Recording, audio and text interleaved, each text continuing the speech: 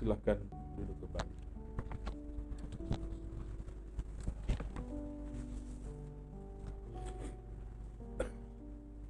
Shalom Bapak Ibu yang dikasihi Tuhan. Saya ingin melanjutkan bagian firman Tuhan apa yang saya sampaikan pada hari Rabu, supaya kita bisa nyambung dengan yang tidak hadir pada hari Rabu. Saya ingin sedikit mengulang apa yang saya katakan pada hari Rabu. Sebenarnya itu sebuah pendahuluan saja.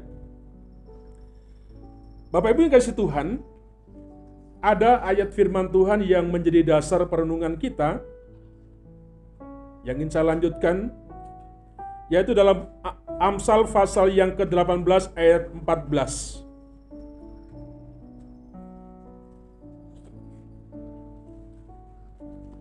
Amsal 18 ayat yang ke-14, mari kita akan membaca bersama-sama satu ayat. Mari kita akan membaca bersama-sama. 3, 2, 1. Orang yang bersemangat dapat menanggung penderitaannya, tetapi siapa akan memulihkan semangat yang patah? Orang yang bersemangat dapat menanggung penderitaannya, tetapi siapa yang akan memulihkan semangat yang patah? Bapak Ibu, bagian firman Tuhan ini sebenarnya saya berikan pada hari Rabu. Saya ingin mengajak kepada setiap kita sebagai umat Tuhan untuk tetap semangat, untuk tetap optimis dalam menjalani akan kehidupan ini.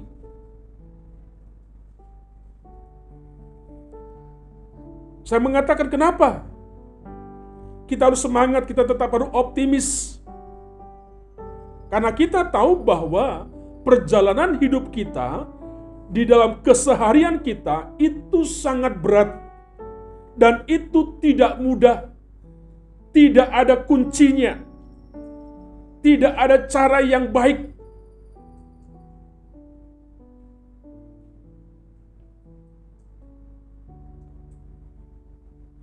Masalah-masalah yang besar dalam kehidupan kita, tekanan-tekanan yang besar dalam kehidupan kita, seringkali itu membuat kita menjadi lemah.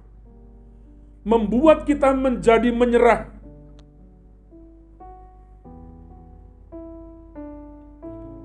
Bisa jadi itu karena ucapan-ucapan daripada teman-teman kita. Mungkin itu bisa terjadi dengan dari apa yang dikatakan oleh gembala kita, oleh suami kita, oleh istri kita, oleh anak-anak kita. Siapapun itu bisa melemahkan akan kepada setiap kita.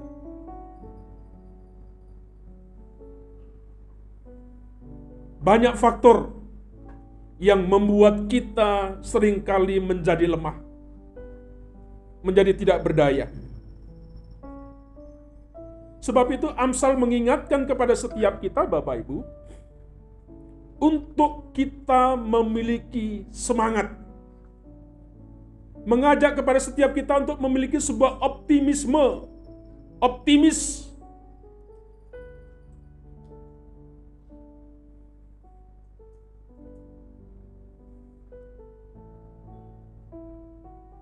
Saya katakan pada hari yang Rabu.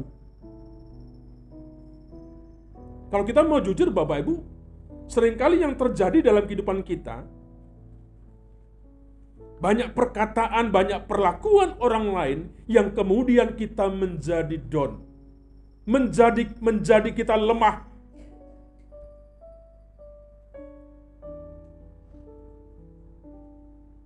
Saya sungguh ingin menggarisbawahi kepada setiap kita. Saya ingin mengingatkan kepada saudara dan saya, kepada siapa saja, bahwa Bapak, Ibu, dan saya itu tidak hidup oleh perkataan orang lain. Engkau hidup dalam dunia ini tidak oleh perkataan orang lain atau dasar daripada opini orang lain.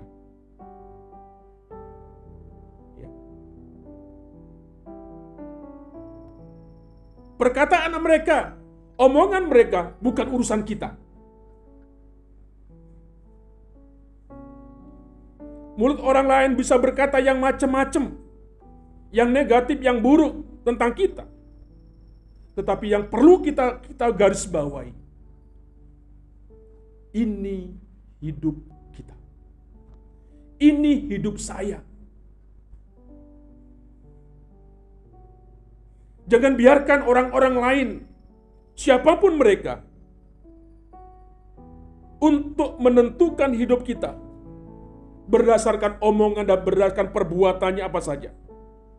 Yang menentukan hidup kita adalah Tuhan, ya, dan diri kita sendiri.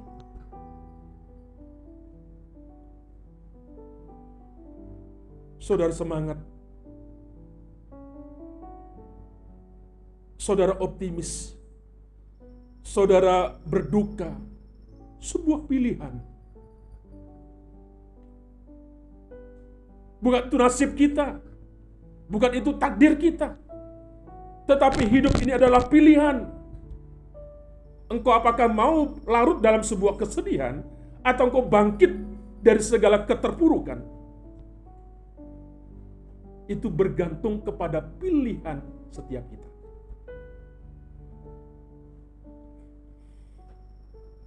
Saya tidak ingin dalam situasi kondisi apapun yang terjadi yang ada di tengah-tengah kehidupan kita, kita menjadi orang-orang yang layu, orang-orang yang tidak bergairah, orang-orang yang tidak bersemangat. Jangan kemudian karena mereka engkau menjauh daripada Tuhan. Jangan karena mereka engkau meninggalkan Tuhan. Jangan karena mereka engkau meninggalkan tanggung jawabmu sebagai seorang pelayan yang dipercayakan kepada engkau.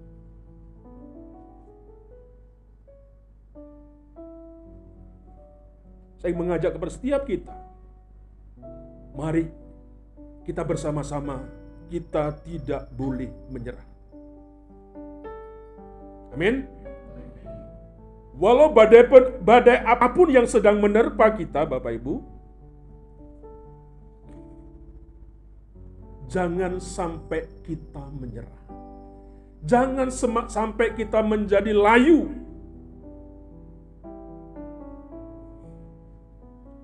Firman Tuhan selalu mengingatkan kepada Bapak, Ibu, dan Saudara.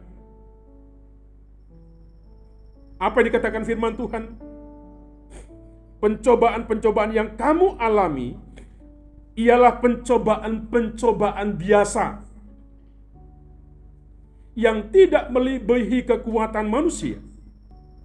Pencobaan-pencobaan yang kita alami adalah pencobaan-pencobaan biasa. Katakan kanan kirimu, apa yang kau alami itu pencobaan biasa.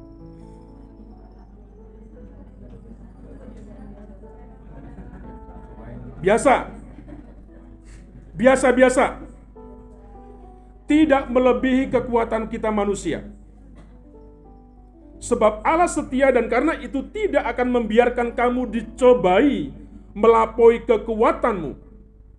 Pada waktu kamu dicobai, Ia akan memberikan kepadamu jalan keluar sehingga kamu dapat menanggungnya.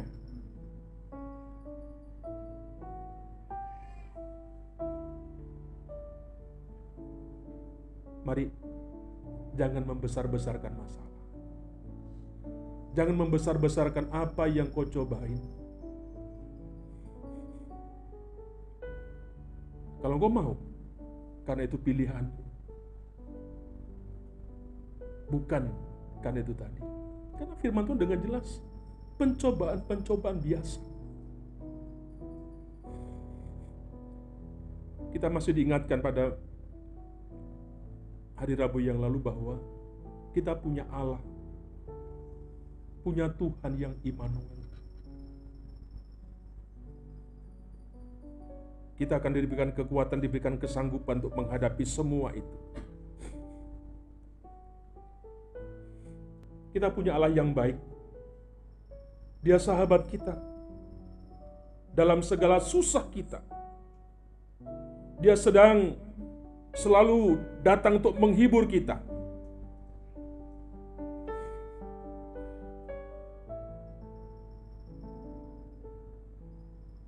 Jangan biarkan, Bapak Ibu, itu akan membuat kita menjadi frustasi.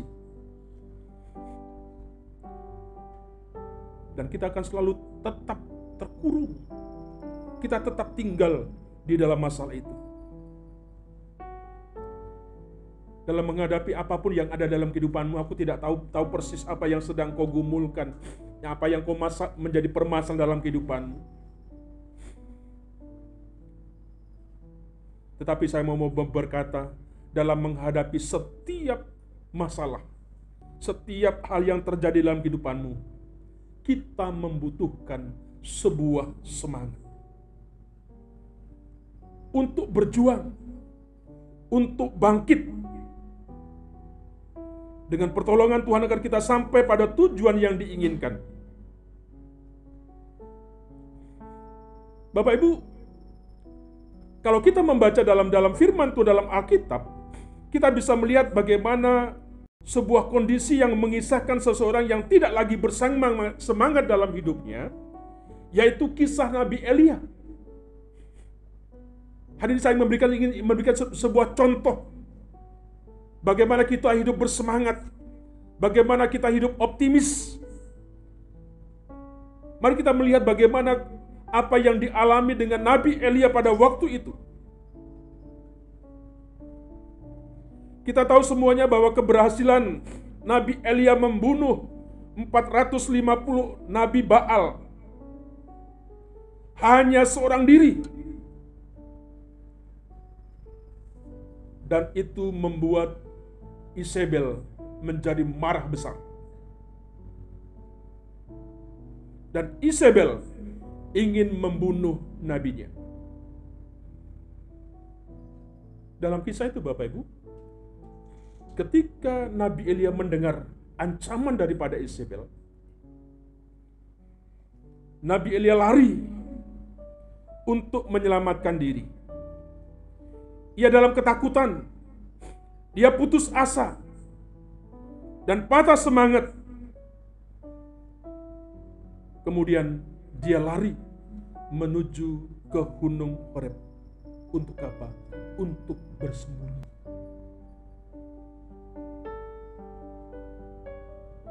Ketika kita diperhadapkan, sepertinya itu yang kita kerjakan. Kita mulai bersembunyi. Kita mau mulai mengurung diri.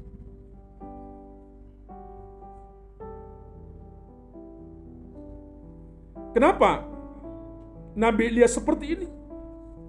Ada beberapa kondisi yang dialami oleh Nabi Elia. Yang pertama, ia merasa kelelahan. Lelah jasmaninya setelah perjalanan panjang 40 hari, 40 malam lamanya sampai ke gunung Allah, yaitu Gunung Horeb. Ketika dia sudah sampai di Gunung Horeb, apa yang dikatakan oleh firman Tuhan di situ? Dia berkata, "Cukuplah itu sekarang, ya Tuhan, ambillah nyawaku. Sebab aku ini tidak lebih baik daripada nenek moyangku." Ketika sudah capek, ketika sudah lelah, dia berkata seperti itu kepada Tuhan. Cukuplah itu. Sekarang ya Tuhan, ambil nyawaku. Sebab aku ini tidak lebih baik daripada nenek moyang. Itu kondisi yang dialami oleh Nabi Elia. Yang kedua, ia merasa telah gagal membuat bangsa itu untuk bertobat.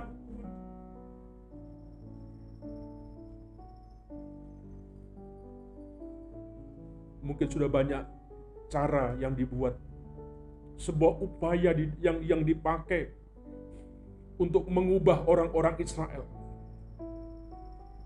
untuk berbalik, untuk kembali kepada Tuhan. Tetapi ternyata orang Israel gagal bertobat. Itu kondisi yang dialami oleh Nabi Elia. Yang ketiga, kondisi yang dialami Elia seperti apa? Ia merasa kesepian.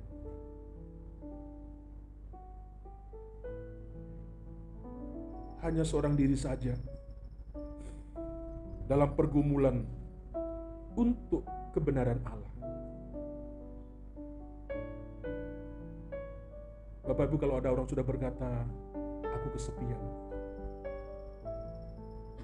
sepertinya dunia ini hanya orang itu saja yang ada.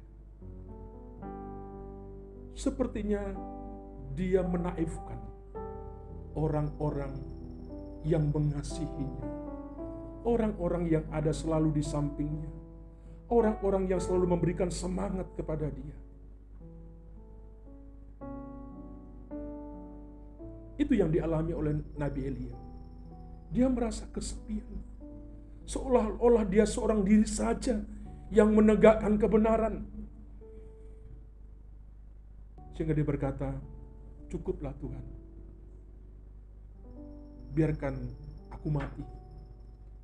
Ambil kira-kira nyawaku seperti itu.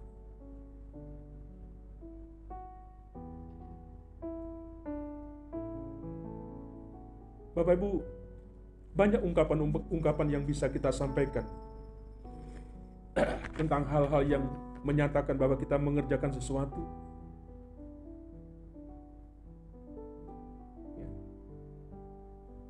Sering saya berkata kepada setiap kita, mari jangan sampai omelan kita, gerutu kita, persungutan kita, itu jangan sampai didengar Tuhan.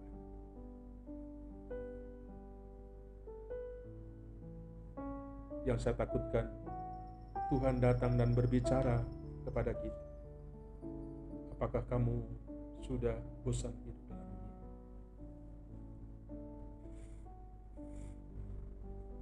Sebentar siang Pak Pendeta selesai ibadah, ada jemaat yang meninggal.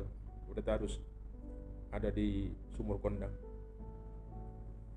Bapak Ibu, mari sekali lagi, apapun yang kita ada, banyak kondisi-kondisi yang membuat kita bisa menjadi lemah.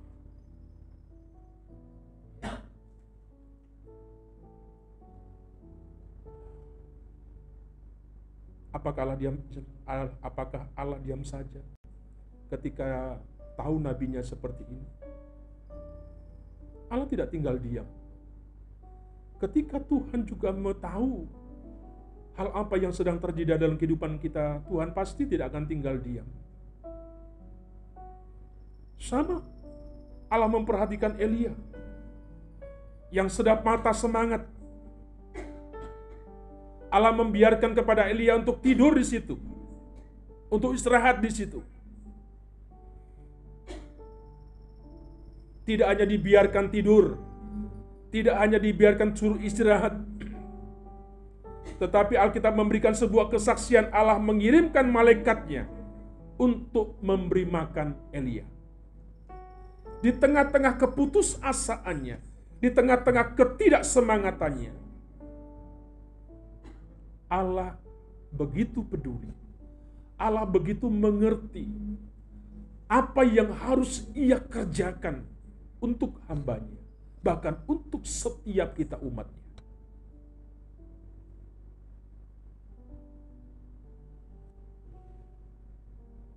Dia berikan makan. Dia sediakan makan kepada hambanya ini. Tidak hanya itu, Allah juga memberikan semangat kepada hambanya ini, memperkuat akan imannya di Gunung Horeb.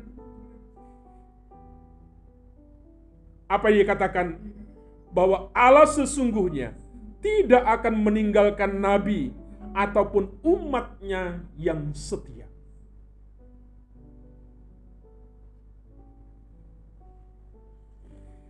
Dalam 1 Raja-Raja 19, Bapak Ibu, ayat 15-16 dikatakan seperti ini. 1 Raja-Raja 19, 15-16.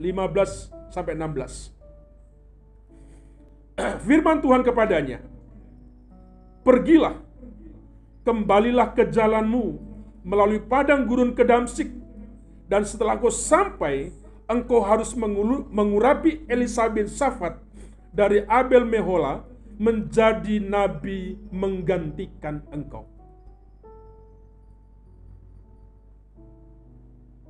Ini satu bukti.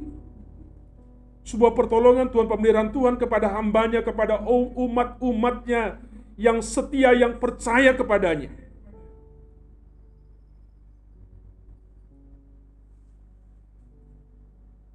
Sama dengan kita Bapak Ibu pada hari ini.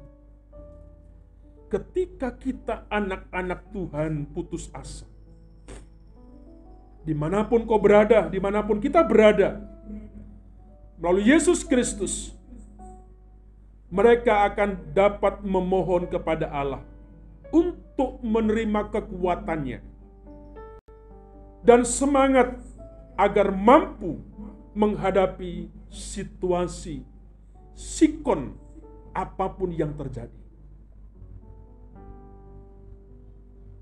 Bapak Ibu dikasih Tuhan, orang yang bersemangat adalah orang yang tidak mau menyerah dan tidak mau terpengaruh oleh keadaan, sekalipun hal itu orang kurang baik. Jadi orang yang bersemangat adalah orang yang tidak mau menyerah, tidak mau terpengaruh oleh sebuah keadaan, sekalipun itu kadang-kala menyakitkan, sekalipun itu tidak menyenangkan telinga kita, hati kita. Dia tidak putus asa, dia tidak mau menyerah. Kenapa seperti itu? Karena ia memiliki sebuah target. Dia memiliki sebuah tujuan yang ingin dicapainya. Orang yang bersemangat akan tetap optimis. Mereka percaya karena bersama dengan Allah akan mampu untuk menghadapi setiap kesukaran demi kesukaran dalam kehidupan kita. Apa dikatakan firman Tuhan? Segala perkara dapat kutanggung dalam Dia yang memberikan kekuatan kepadaku. Orang yang bersemangat memiliki iman, tetap percaya kepada firman Allah yang berkuasa. Bagaimana kita akan bisa menjadi berkat bagi orang lain? Kita sendiri adalah orang-orang yang layu. Kita orang-orang yang loyo. Orang-orang yang tidak punya sebuah optimis. Orang-orang yang tidak bergairah, yang tidak bersemangat. Gimana kita menjadi sebuah berkat bagi orang lain? Dunia ini sedang menunggu kita anak-anak Tuhan.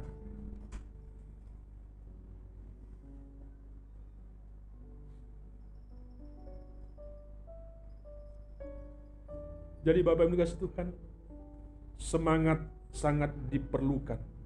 Optimis sangat diperlukan untuk memperoleh apa yang kita capai. Karena dengan bersemangat, kita akan tetap mengarahkan pandangan kita kepada tujuan dan ada usaha untuk kita mencapainya. 20 tahun kita bersama-sama ada di tempat ini. Ketika saya hadir di tempat ini tahun 95 Bapak Ibu, saya walaupun melanjutkan tempat itu, tetapi saya mengalami dari waktu ke waktu, bulan, bahkan tahun sampai hari ini. Kalau mungkin kita anak-anak Tuhan tempat ini loyo, kita tidak bersemangat, bisa jadi tempat ini akan sudah ditutup.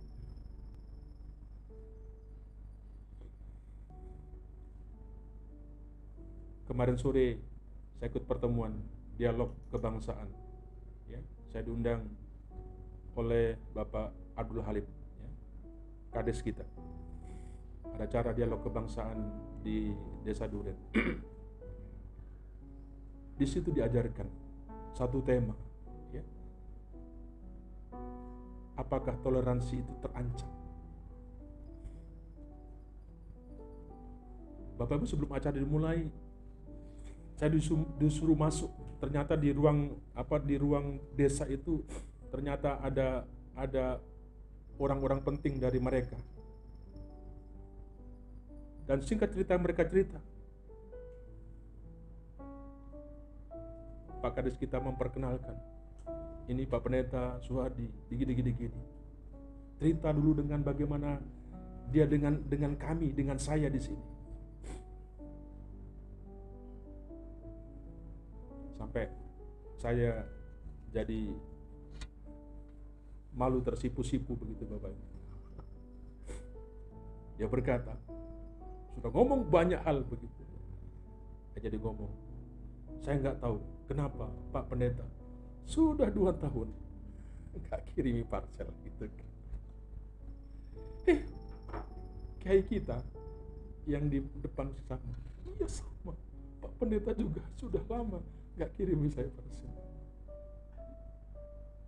Mudah-mudahan tidak ada dusta di antara kita, katanya gitu Pak Gadis.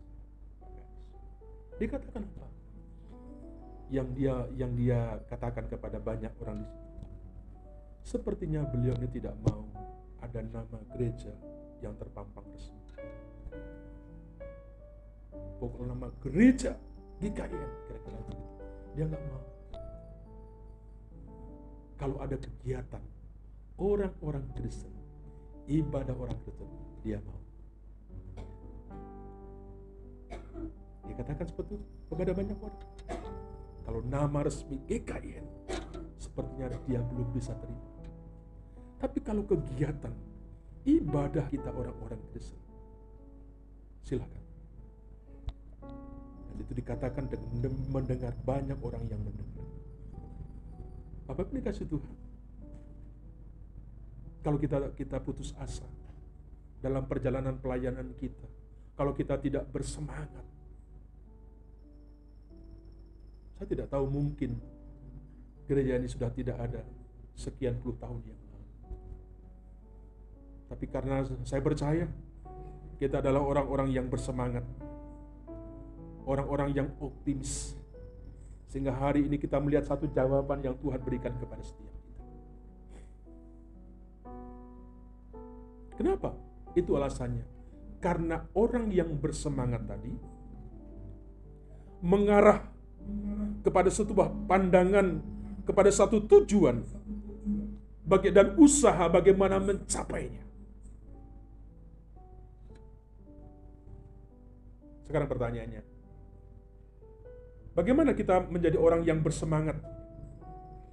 Bagaimana kita menjadi orang yang optimis? Apa yang diperlukan? Yang pertama, keberanian bertindak untuk mengambil resiko. Nah, orang yang bersemangat itu memiliki sebuah keberanian untuk bertindak. Apapun resikonya. Siap hidup dan siap mati. Karena mereka tidak takut, mereka tidak gemetar. Karena mempunyai sebuah ketetapan hati yang mantap. Orang semangat harus seperti itu. Ingat kisah daripada Sadrak, Mesak, Abednego. Ada sebuah perintah yang diberikan kepada mereka. Ketika mendengar bunyi sangkakala, maka haruslah setiap orang sujud menyembah kepada patung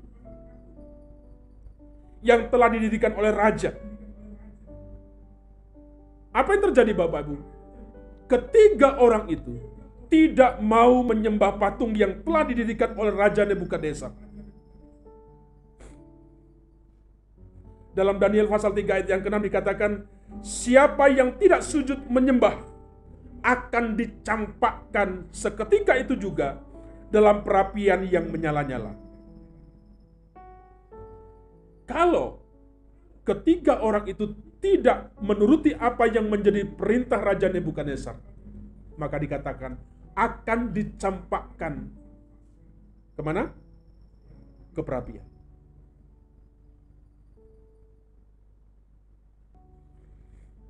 Apakah mereka takut?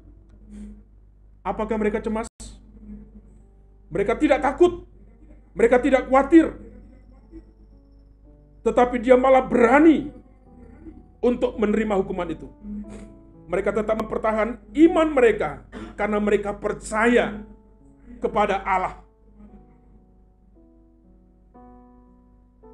Kita rindu banyak umat Tuhan, anak-anak Tuhan di tempat ini, di luar sana, yang memiliki sebuah iman, seperti ketiga orang ini. Bapak Ibu,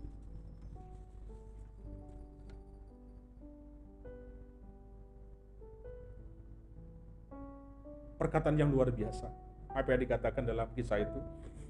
Dia katakan seperti ini kepada raja.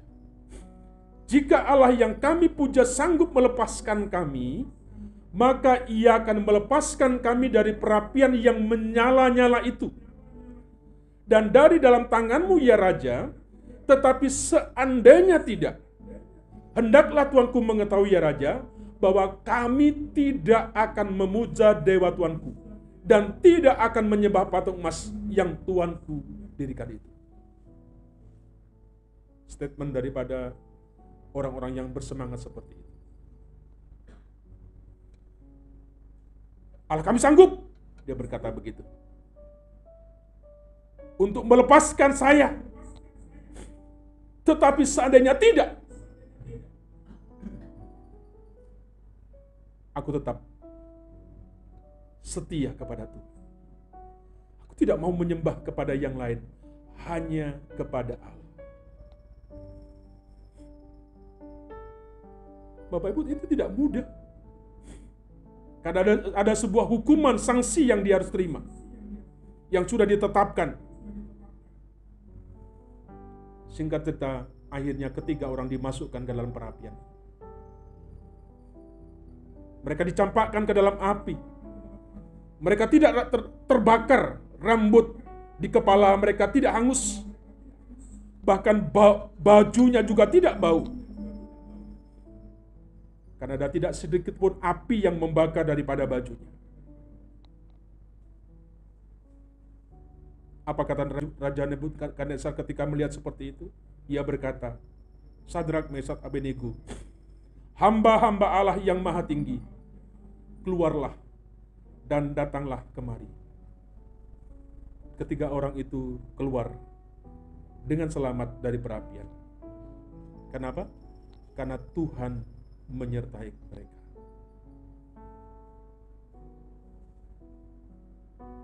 Bagaimana dengan Bapak Ibu? Berani enggak kita berkata seperti ketiga orang itu? Berani kita mengatakan, sekalipun Allah tidak menolong saya siap untuk mati bagi Tuhan. Saya tetap akan setia melayani Tuhan, mengiring Tuhan. Satu bukti Tuhan tidak tinggal diam ketika melihat anak-anaknya mengalami satu masalah yang besar. Mereka tidak terbakar, tidak ada bau hangus. Mereka tetap utuh seperti sedia kala.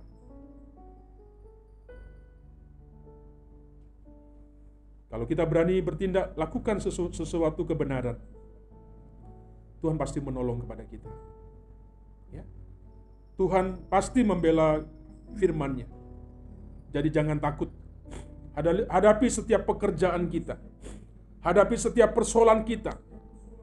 Masalah kita. Jangan lari. Tuhan memberikan kekuatan kepada kita agar kita meraih sebuah keberhasilan. Itu yang harus kita kerjakan untuk kita menjadi orang-orang yang semangat. Yang kedua, sikap yang tidak mau menyerah. Bapak Ibu masih ingat dengan cerita seorang perempuan yang sudah 12 tahun menderita pendarahan. Ya. Seorang wanita ini sudah 12 tahun mengalami sebuah penderitaan, pendarahan. Tentunya itu sesuatu yang sangat-sangat tidak mengenakan. Apakah dia tidak berobat? Dia sudah diobati dari berbagai-bagai tabib. Tetapi yang terjadi justru semakin memburuk perempuan ini. Dalam kisah Bapak Ibu kalau kita membaca, perempuan ini tidak menjadi putus asa. Walaupun dia sudah pergi kemana-mana untuk berobat, dia tidak putus asa. Dia tetap semangat untuk bagaimana dia sembuh. ketika dia mendengar Yesus sang penyembuh itu, kemudian dia lari. Dia berusaha untuk mencari Yesus, sebab ia yakin Yesuslah yang dapat menolong untuk menyembuhkan sakitnya. Perempuan ini adalah perempuan yang bersemangat. Dia tidak mengatakan, inilah nasibku sebagai seorang perempuan. Ini takdirku sebagai seorang perempuan. Aku sakit yang seperti ini.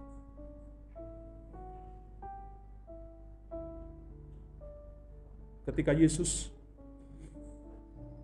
dalam perjalanan menuju rumah ibadat, di tengah-tengah kerumunan banyak orang, perempuan itu berusaha untuk menghampiri Yesus agar menerima kesembuhan darinya. Perempuan ini tidak menyerah. Mungkin baru dikatain macam-macam, jijik. Mungkin ada banyak orang di situ yang tidak mau dekat dengan dia. Dia tidak mau menyerah. Dia tetap semangat. Dia terus berjalan untuk menghampiri Yesus. Sekalipun ia ada dalam penderitaannya.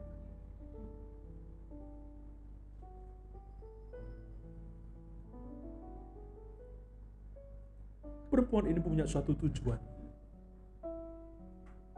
Apa itu? Sembuh. Ia memiliki iman. Apa yang dikatakan dalam Matius pasal yang ke-9 ayat 21 dikatakan, karena katanya dalam hatinya, asalku jamah saja jubahnya, aku akan sembuh.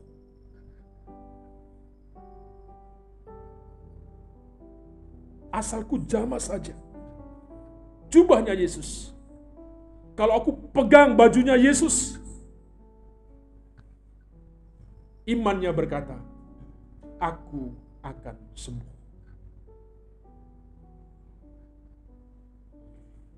Ketika dia kerjakan, ketika dia lakukan, dia menjamah, dia memegang jubah daripada Yesus, jerih payahnya tidak menjadi sia-sia. Ia berhasil sembuh.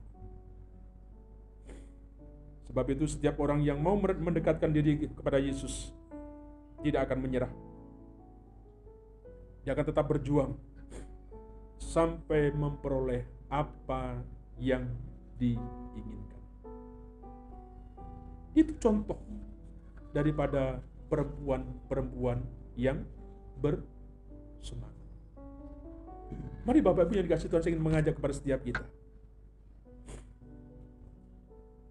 Kalau semangatmu sedang lemah, apa yang kita lakukan? Bangkitlah cari Tuhan. Jangan sembunyi, jangan lari, tapi cari Tuhan. Datang kepada Tuhan, berdoa kepada Tuhan. Baca firman Tuhan. Ikuti ibadah, jangan lari daripada ibadah. Pasti ada sebuah kekuatan baru. Ada upah yang akan diberikan kepada setiap kita. Itulah janjinya kepada setiap kita.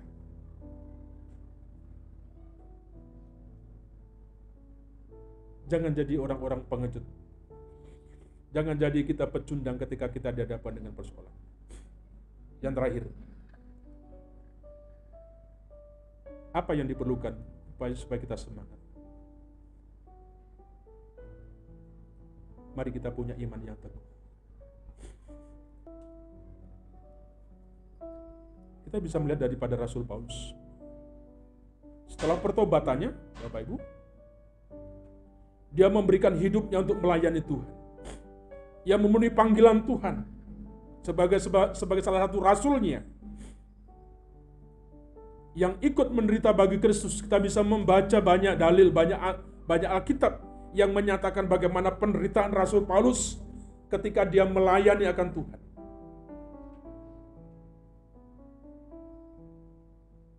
Banyak sekali mengalami penderitaan. Banyak sekali mengalami sebuah aniaya. Paulus juga mengalami sebuah kesedihan Ia ditinggalkan oleh teman-temannya. Kalau kita membaca Bapak Ibu dalam kitab di Roma, di sana terjadi pada saat waktu itu, pada saat di Roma terjadi sebuah penganiayaan yang besar, yang hebat, tidak ada seorang pun yang berani untuk mengenal Rasul Paulus.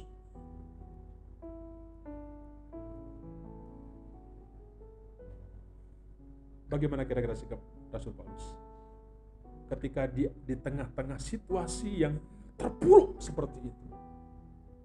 Tidak ada teman-temannya yang mendekat.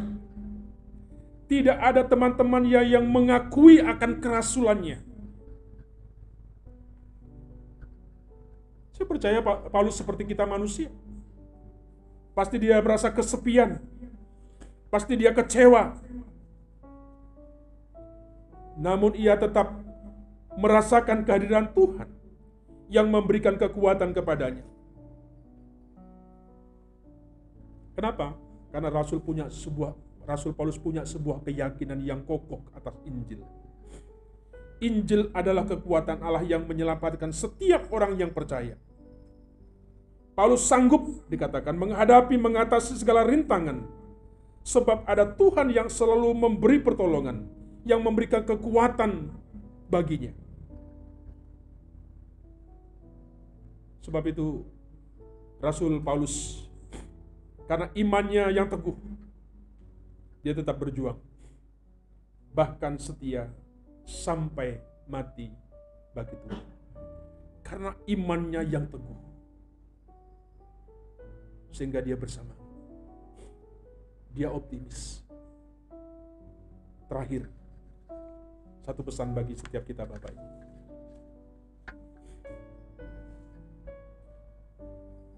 Supaya kita, iman percaya kita semakin teguh. Tidak bosan-bosannya melalui mimbar ini saya mengajak kepada setiap kita, mendorong kepada setiap kita. Mari kita terus senantiasa membaca firman Tuhan. Mari senantiasa kita terus merenungkan firman Tuhan. Perkataan firman Tuhan, perkatakanlah firman Tuhan dalam diri kita masing-masing maupun juga kepada orang lain. Semangat merupakan jalan untuk memperoleh apa yang kita butuhkan. Kalau engkau tidak semangat, engkau tidak optimis, maka apa yang kau butuhkan akan tidak tercapai. Tetaplah bersemangat, miliki sebuah keberanian untuk melakukan firman Tuhan.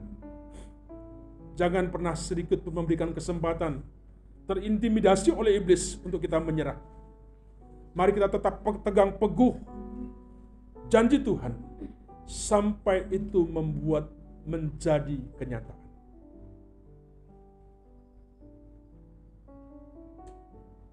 Dikatakan Tuhan memulihkan semangat yang patah. Orang yang bersemangat akan selalu optimis dalam menghadapi setiap persoalan. Untuk meraih keberhasilan, karena itu saya berkatakan, mari bersama-sama berjuang. Selamat berjuang, ya. Tetap semangat, tetap optimis.